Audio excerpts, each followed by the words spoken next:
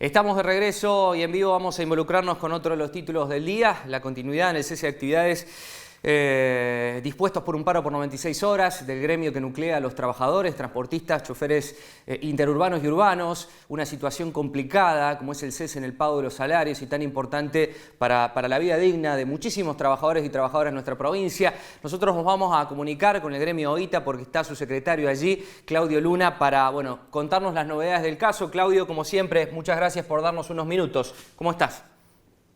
¿Qué tal? Buen día. Gracias a ustedes, como siempre. Bueno, Claudio, vamos al origen, un poquito la decisión que tomaron desde el gremio y motivados por qué circunstancias. Bueno, básicamente es se adeuda íntegramente el salario de enero y un saldo del SAC del segundo semestre 2020, el cual habíamos estipulado en el último acuerdo firmado allá en diciembre, que debía ser cancelado el cuarto día hábil de febrero. Cuestión que no ocurrió este jueves que pasó y por lo tanto hemos tenido que tomar esta drástica decisión, atento a que no hay ningún tipo de compromiso ni diálogo para arribar a una solución con algo tan esencial como es el salario de todos los trabajadores, ¿no? Sí. Claudio, paro que dictaminaron por 96 horas y que ratificaron el pasado viernes, ¿no? Sí, es correcto, inició desde el primer minuto del día viernes.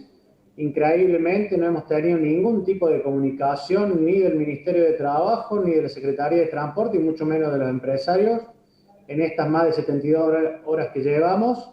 Y hace aproximadamente una hora nos llega una citación del Ministerio de Trabajo para las 4 de la tarde. Creemos que ha sido un tiempo perdido realmente enorme. No es grato para esta entidad sindical y sus trabajadores hacer una medida de fuerza, no es lo que queremos. Nosotros queremos trabajar, pero solicitamos lo mínimo indispensable para todo trabajador, que es su salario, es poder llevar un plato de comida a la mesa, y eso es lo que ha llevado a tomar esta medida de fuerza.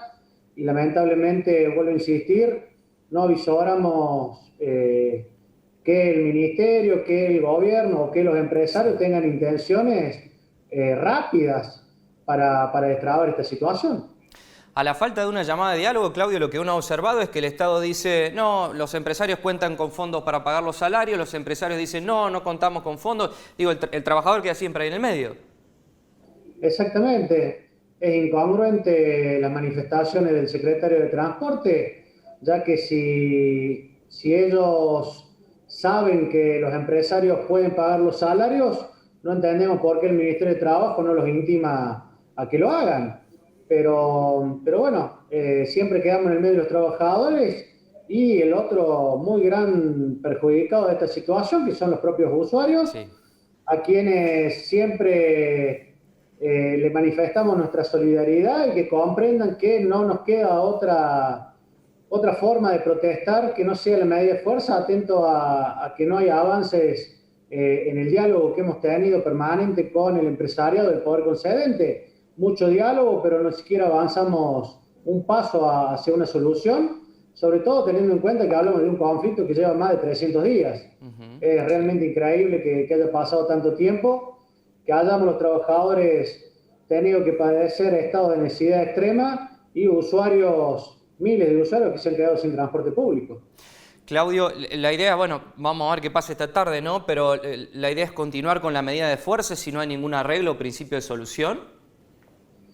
A ver, la idea siempre es trabajar. Bien. Vamos a ver con el devenir de los hechos que ocurran hasta las horas de la tarde, y de acuerdo a lo que sucede en esta audiencia lo vamos a debatir en el plenario de delegados y tomaremos las medidas que creamos convenientes.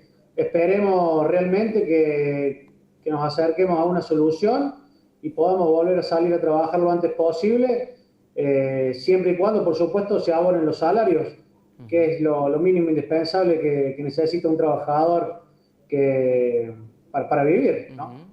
Claudio, ¿cómo se venía dando el regreso después de muchos meses sin trabajar, aplicando los protocolos, con una merma en frecuencias? ¿Cómo venían los trabajadores realizando sus tareas?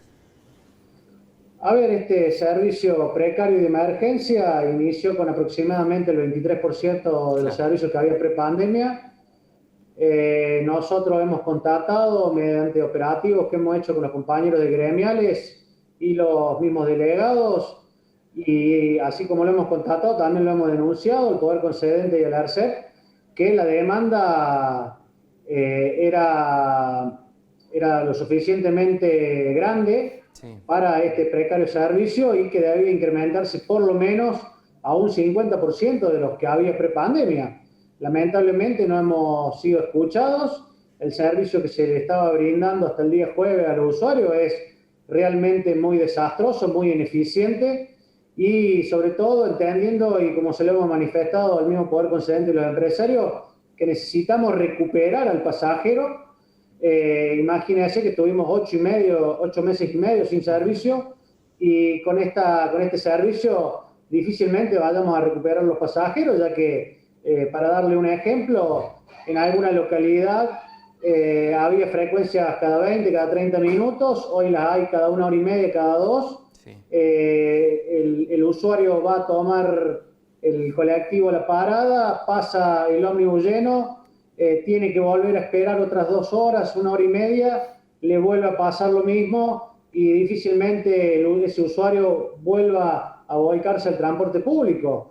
Lamentablemente la Secretaría de Transporte no tiene definido cuál es el servicio que le quiere brindar a los ciudadanos de la provincia de Córdoba, y mientras esto siga así, difícilmente este sistema pueda volver a ser mínimamente o cercanamente lo que fue en los momentos que no hubo pandemia, ¿no?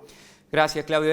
La última que te hago, y más allá de las responsabilidades y de las cuestiones económicas, ¿debe garantizar el Estado el servicio como un servicio público, el del transporte? Por supuesto que debe garantizarlo, debe brindarlo. Se brinda a través de empresas privadas, pero como bien lo dijo usted, es un servicio público. Así que está en los funcionarios del gobierno provincial la solución, y vuelvo a insistir, son más de 300 días donde la solución no aparece. Los trabajadores la venimos padeciendo y también los mismos usuarios. Claudio, muchas gracias. Esperaremos novedades a ver de lo que ocurre esta tarde. Por favor, muchas gracias a ustedes. Claudio Luna, secretario gremial de AOITA. La noticia de último momento, bueno, la solicitud por parte del Ministerio de Trabajo para una primera reunión, seguramente conciliatoria hoy por la tarde. Veremos si ya por la tarde-noche, ojalá podamos tener un acuerdo, como lo decía muy bien el representante gremial, quienes se ven ampliamente afectados, los usuarios y los trabajadores, los choferes que una vez más tienen que rogar se le pague por su trabajo, que parece una locura en este país, y más allá de quién tenga la culpa, el servicio de transporte es una garantía que debe ejercer el Estado hacia sus usuarios, en cada punto de la Argentina y en estos tiempos tan necesarios para el turismo en nuestro país.